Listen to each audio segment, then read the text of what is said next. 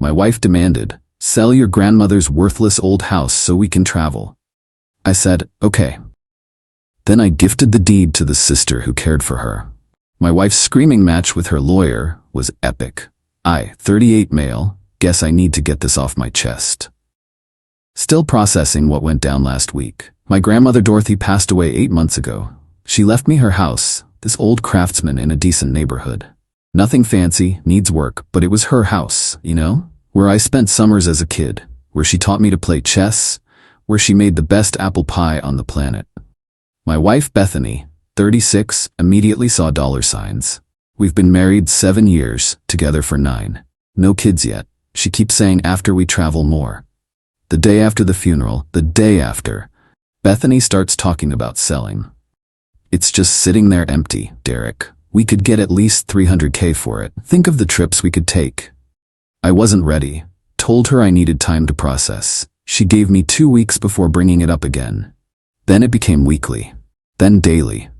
That old dump is just rotting away. We're wasting money on property taxes. Your grandmother would want you to be happy. That last one really pissed me off. My grandmother Dorothy would want me to honor her memory, not cash out for Instagram-worthy vacations. Here's the thing about my sister Ingrid, 35F. She's not my biological sister. She's my stepsister from my dad's second marriage. But she loved Grandma Dorothy like her own. For the last 3 years of Grandma's life, when dementia started taking over, Ingrid was there. Every single day. While Bethany and I were living our comfortable life across town, Ingrid would drive 45 minutes each way to check on Grandma. Helped her shower, cooked her meals, sat with her through the confusion and fear. Even took unpaid leave from her job as a teacher when things got really bad. Bethany always had something snide to say about it. She's just hoping for an inheritance.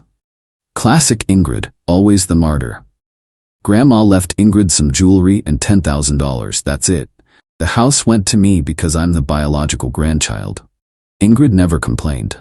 Not once. Last Tuesday, Bethany hit her breaking point. She'd found this luxury tour of Southeast Asia. $15,000 per person, 3 weeks of transformative experiences. She printed out the brochure, slapped it on the kitchen counter.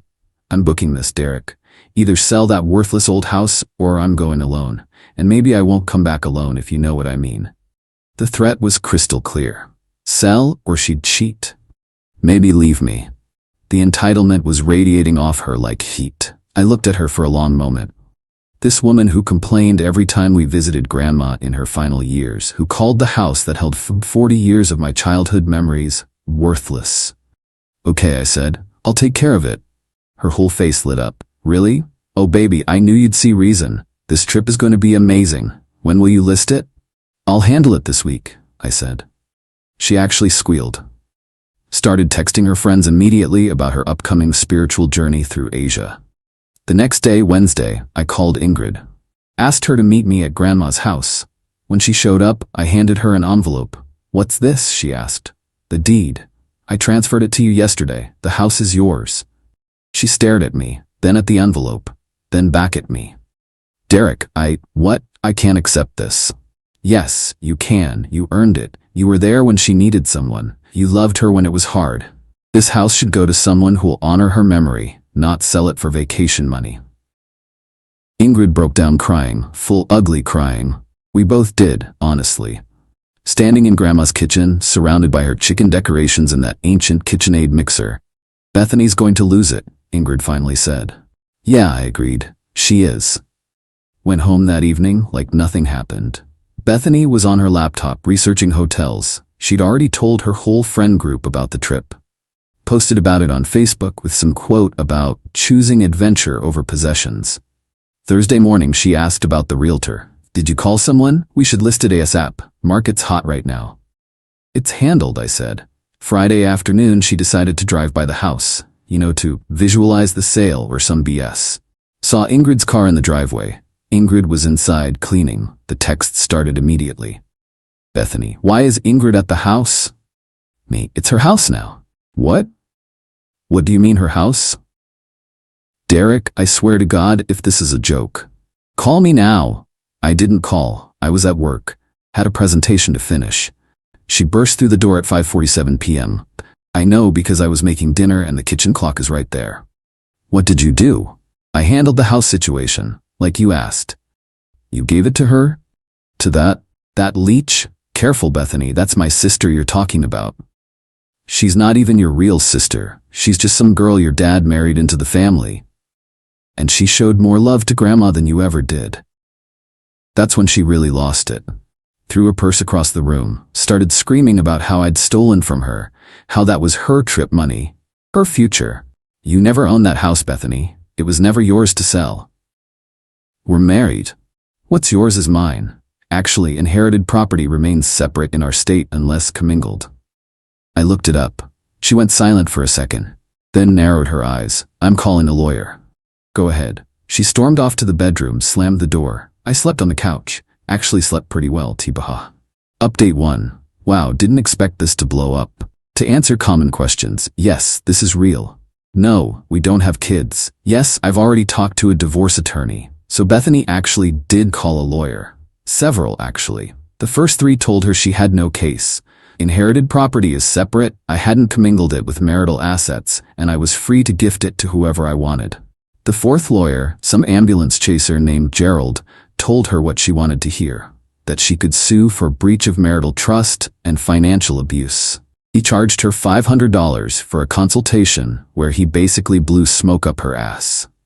She came home Saturday, triumphant. Gerald says I have a strong case. You committed fraud. You deliberately deprived me of marital assets. I pulled out my phone, showed her the email from my lawyer, a real estate attorney who confirmed everything was legal and above board. Your lawyer is welcome to waste your money, Bethany. The gift is done, recorded with the county, completely legal. But here's where it gets really good. Bethany decided to confront Ingrid directly. Showed up at the house Sunday morning while Ingrid was there painting the kitchen.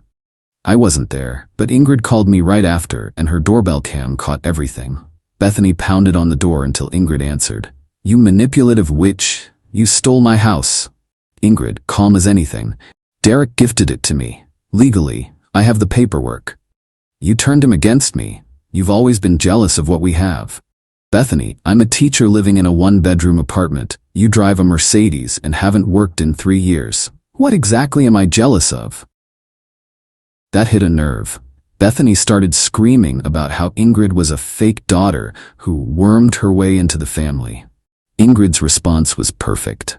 I held Dorothy's hand while she died. Where were you? Posting selfies from wine country? Bethany actually tried to push past Ingrid into the house. That's when Ingrid's boyfriend Roger showed up. 6'4" Roger who works construction. He didn't say anything, just stood behind Ingrid. Bethany backed off real quick. This isn't over, she screamed. I'm taking everything in the divorce. Everything. Here's what Bethany doesn't know yet. I've been documenting everything for months. Every text where she called Grandma's house that dump. Every email where she referred to my grandmother as the old bat. The Facebook posts making fun of Derek's boring family obligations when I'd visit Grandma. My lawyer says it won't affect the property division much, but it'll sure as hell matter for alimony, especially the texts where she admits she hasn't been looking for work because Derek makes enough for both of us. Oh, and that Southeast Asia trip she wanted? Her friend group started a group chat, planning it without her. Found that out from my cousin who's dating one of them. They're going next month. Without Bethany. Update 2. The extinction burst is magnificent. First, Bethany tried to get her parents involved. Her mom, Darlene, called me Monday. This woman who once told me I was lucky to have Bethany because she was out of my league. Derek, sweetheart, I think you're having some kind of breakdown. This isn't like you. Just sell the house and give Bethany her trip. It's what Dorothy would want. Darlene, you met my grandmother exactly twice. Both times you complained about her old people's smell and refused to eat her cooking. That's not the point. Marriage is about compromise. I compromised for 7 years, I'm done. She hung up on me. Then called back an hour later to threaten that Bethany's dad would talk sense into me. Gordon's a tax attorney who likes to pretend he's tougher than he is. He showed up at my office Tuesday. You're making a mistake, son. I'm not your son, Gordon. Bethany's talking divorce. Is that what you want? Actually, yeah. It is. His face went purple. You'll lose everything. She'll take you for all you're worth. I make $85K a year and drive a 10-year-old Honda. Your daughter spends more than I make. What exactly is she gonna take? He stormed out. But not before my coworker Anton heard everything. Anton, who happens to be married to a paralegal at the firm Bethany's ambulance chaser works at. Small world. Wednesday, Benny changed tactics, came home with tears, apologies, and lingerie. The full manipulation playbook. Baby, I was wrong. I was just so stressed about money. We can make this work. Ingrid can keep the house. We don't need things. We just need each other. I was making pasta, kept stirring. Bethany, you threatened to cheat on me if I didn't sell my grandmother's house. I didn't mean it. I would never. You know I love you. You called my grandmother's house worthless. You called Ingrid a leech for caring for her. I was angry. People say things when they're angry. You've been angry for 8 months then. That's concerning. She flipped like a switch. Fine, be that way, but you'll regret this when you're alone and I'm living my best life. Cool. Looking forward to it. Thursday was quiet. Too quiet. Friday I found out why. Bethany had gone to Grandma's house while Ingrid was at work. Used the spare key I didn't know she'd copied. Ingrid's security system alert went off and she called the cops. They found Bethany loading stuff into her car. Not valuable stuff. She was taking photos. Family photos from the walls. Pictures of my grandmother, my grandfather, my dad as a kid. She was also trying to take the KitchenAid mixer. The cops called me. I had to explain that Bethany didn't live there, didn't own the house, and was essentially stealing. They asked if I wanted to press charges. Before I could answer, Bethany started her performance, crying about how these were her family photos too, and she just wanted memories of Grandma Dorothy. The cop looked skeptical. Ma'am, you just told us 5 minutes ago this house was a dump that should be condemned. Ingrid decided not to press charges if Bethany returned everything and gave back the key. Bethany threw the key at her and called her a home-wrecking whore. The cop suggested Bethany leave before Ingrid changed her mind. But the peak was yesterday. Saturday afternoon. Bethany met with Gerald the ambulance chaser to discuss strategy. Apparently he'd done more research and discovered that since I'd gifted the house instead of selling it, there was no profit to split. No money for him to take a percentage of. According to the receptionist, Anton's wife's friend, the network is strong. The screaming could be heard from the waiting room. You said I had a case. Fraud. You said fraud. I paid you $500. Gerald apparently explained that yes, she could sue, but she'd spend thousands in legal fees to maybe get a judgment for half the house's value that she'd then have to try to collect from Ingrid, who makes $42K a year as a teacher. Sue him, not her, him. Ma'am, he didn't profit from the transfer, there's no money to recover. Then get the house back. That's not how property law works. You're just like all of them, useless. She stormed out, without paying the additional consultation fee. Gerald's office called me an hour later asking if I had her new contact info since she'd blocked their number. I said I didn't, but I gave them her parents' number. Petty? Maybe. Satisfying? Definitely. Final update. The divorce papers were filed Monday. Bethany got her own lawyer, a real one this time. Apparently Gerald's office is pursuing her for the unpaid bill and she needed someone to deal with that too. We met for mediation Thursday. Bethany came in guns blazing with a whole list of demands.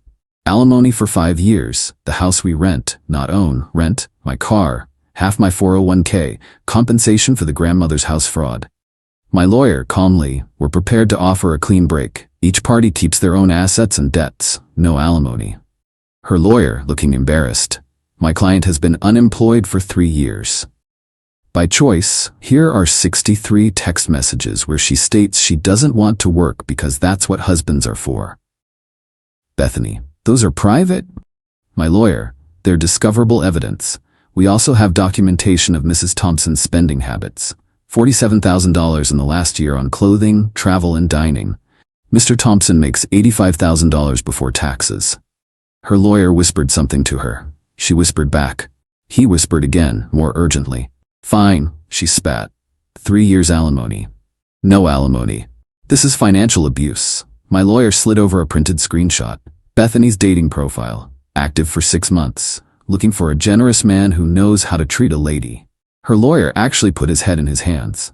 We settled. She gets her personal belongings, her car that she's still making payments on, her jewelry, all gifts legally hers, $5,000 to establish herself, worth it to make her go away. I get my freedom, no alimony obligations to keep my entire 401k, peace. She signed while crying, not sad tears, rage tears, kept muttering about injustice and theft.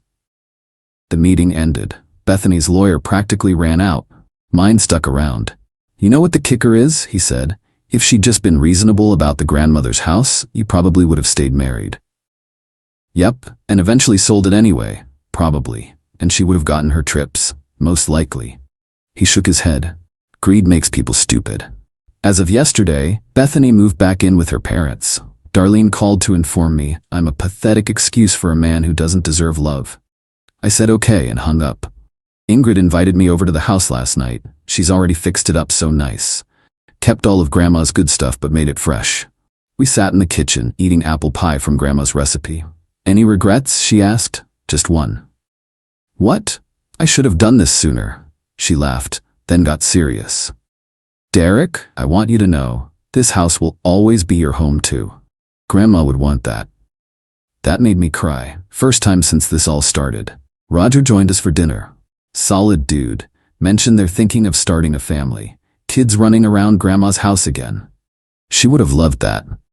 Oh, and the best part? Bethany's friend group went to Southeast Asia without her. Posted hundreds of photos. Bethany commented on every single one about how it should have been her, and how karma will get everyone who wronged her. Her friend Astrid responded, Karma already did, that's why you're not here. Bethany blocked them all. According to Darlene's rage text to me, it's somehow my fault, her daughter has no friends now. I'm typing this from my new apartment. It's smaller, but it's mine. No one here to call my family memories worthless. No one demanding I cash out my grandmother's legacy for their Instagram lifestyle. Ingrid texted me a photo an hour ago. She found Grandma's recipe box in the attic. 40 years of handwritten recipes. Bethany would have thrown them away. Old paper trash, she would have called them. But they're not trash. They're history, memory, love, just like that house. Just like what family is supposed to be. To everyone asking if I regret giving away a $300k asset? No. Some things matter more than money. Bethany never understood that. She thought everything had a price tag. Turns out she was right about one thing. Everything does have a price. The price of her greed was our marriage. The price of my grandmother's house was seeing who truly deserved it. And the price of my freedom? Worth every penny of that $300k I didn't get. Thanks for reading this saga. Time to move forward. Got a chess tournament next weekend. Learned from the best after all. Grandma Dorothy would be proud. Edit, since people keep asking, yes, the house is really worth around $300. And yes, I really gave it away. And hell yes, it was worth it to see Bethany and Gerald scream at each other about fraud that wasn't fraud. Some things in life are priceless, like watching entitled people realize the world doesn't owe them anything.